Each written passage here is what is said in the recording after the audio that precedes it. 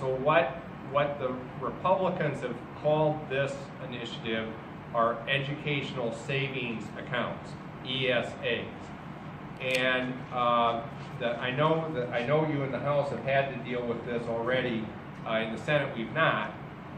But here's the fundamental flaw with it. I am somebody personally. I'm somebody pretty deep religious faith. It motivates a lot of what I do, right? I believe that we have a calling to be engaged in public life and help other people. On the voucher issue, the problem is the government's obligation to me is to have strong public schools in every community, and that is what the government's job is. Now, for parents who choose that they want to have religious instruction for their children, I've been a strong supporter of their ability to do that. We have had ways that the state has supported that avoid entanglement with religion. So, for example, the state has been supportive of transportation opportunities for children who want to attend private schools. We've had some financial assistance.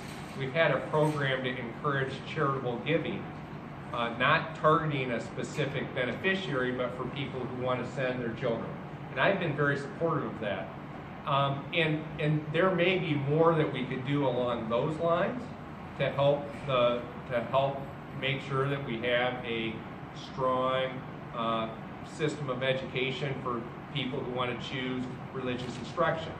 But the flaw with it, in my mind, is if you start talking about a voucher, you divert extraordinary amounts of resources away from what the government's obligation is, which is strong public schools for every child across the state.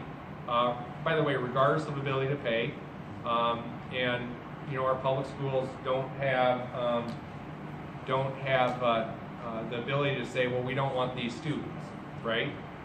Our public schools take everybody, and we really have to protect, in my view, that public school foundation.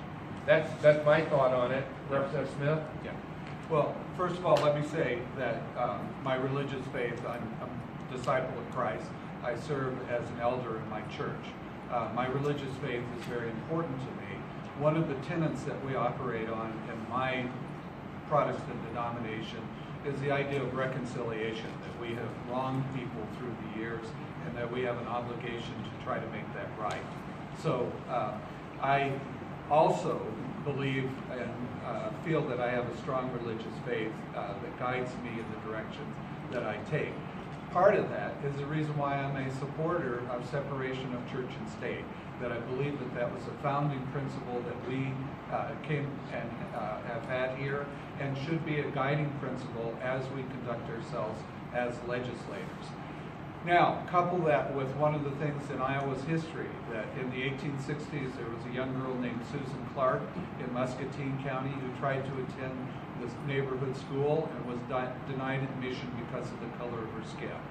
First she took her lessons out under a tree, then she sat on the steps of the schoolhouse, then she sat on the floor of the schoolhouse, then she was seated. And in 1868, that's when things blew apart. In 1868, the Iowa Supreme Court ruled that no child can be denied a public education based on color, ethnicity, or the like, the terms that they used at that time. That was 86 years before the rest of the country did the same thing. I think that that is a tremendous history of our state and something I'm vested in keeping.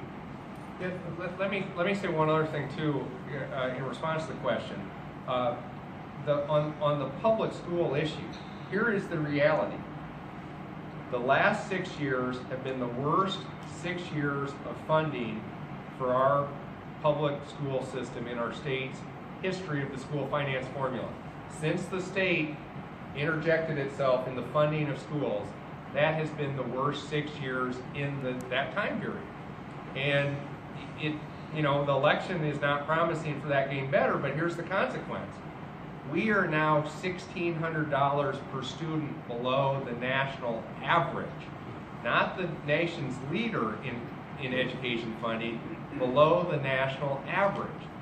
And we urgently need to, it's not just about money, but money matters. You've got to invest in the schools and do a lot of other things to create the really high quality, world-class education we need for every Iowa student.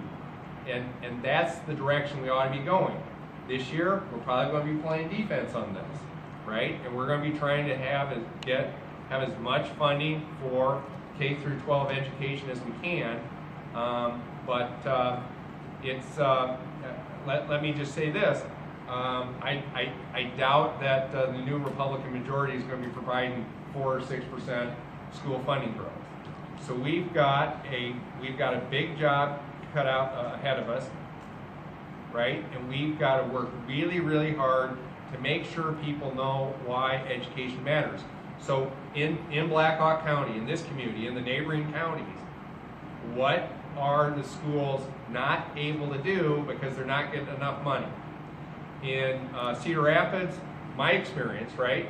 Well, we had an initiative to try to teach foreign language to elementary school students. That went away. We're losing library staff. We're losing support staff. We're missing new equipment, right? And so that's what's happening, and we're starting to feel this downward pressure on what our schools should be able to do, rather than all of the enrichment opportunities and the new opportunities we need, the career readiness education that we need, the workplace learning connections that we need. Lots of things we could be doing there, but that is being constrained by our already inadequate funding. And if you go to a voucher system, that problem gets significantly worse. I just could add to that too. One of the concerns that I have for this concept would be children with disabilities. In that setting, they could be denied those services and only eligible for public schools. So I think that in itself is pretty significant. And then on another piece, Cedar Falls, which is the area that I represent, what we've seen, and I think one of the biggest things that legislators could do would take time out of their day and go sit in a classroom for a day. I've done it. And you get to see some of the issues that face those schools. I can just tell you one of them is mental health and autism.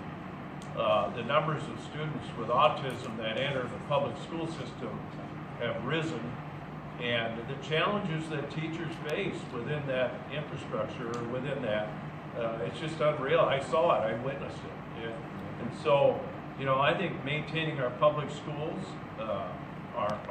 is something that we're supposed to do in Des Moines. So I will, and I think the other side of that too is our post-secondary ed too, our community colleges, our regent schools.